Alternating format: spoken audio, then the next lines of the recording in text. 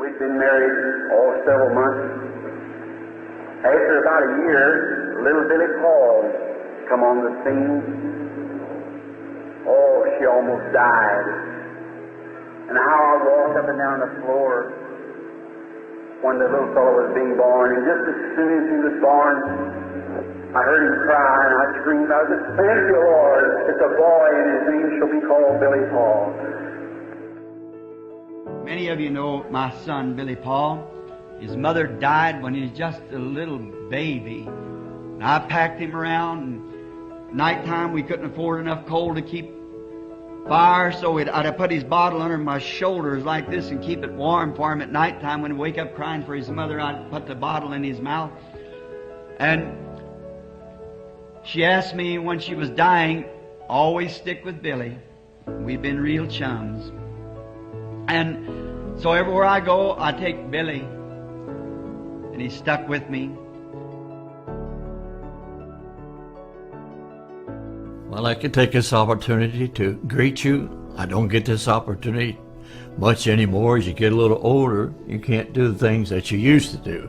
You want to, and in your heart. But one thing I want you to know, that I love you, and I pray for you daily.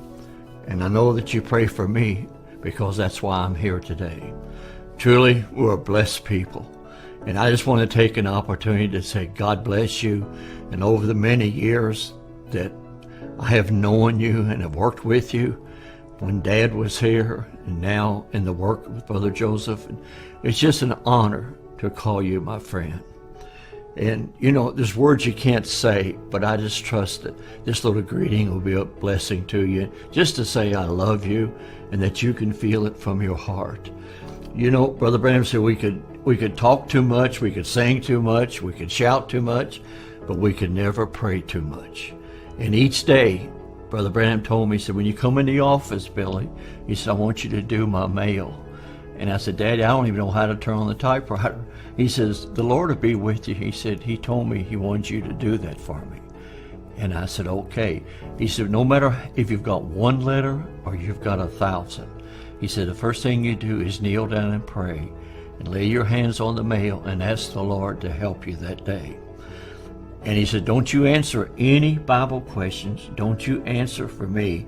He said, if there's a question to me, you keep them. And when we get together the next day or that day or whenever, he says, then you write down on the envelope and I'll answer the questions.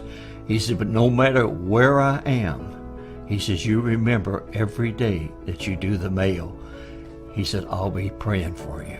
And he says, and God will be there with you. And he says, don't process the mail.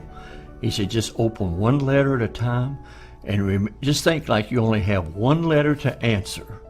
And he says, and then when you're through with that, he says, discard it and then get another one.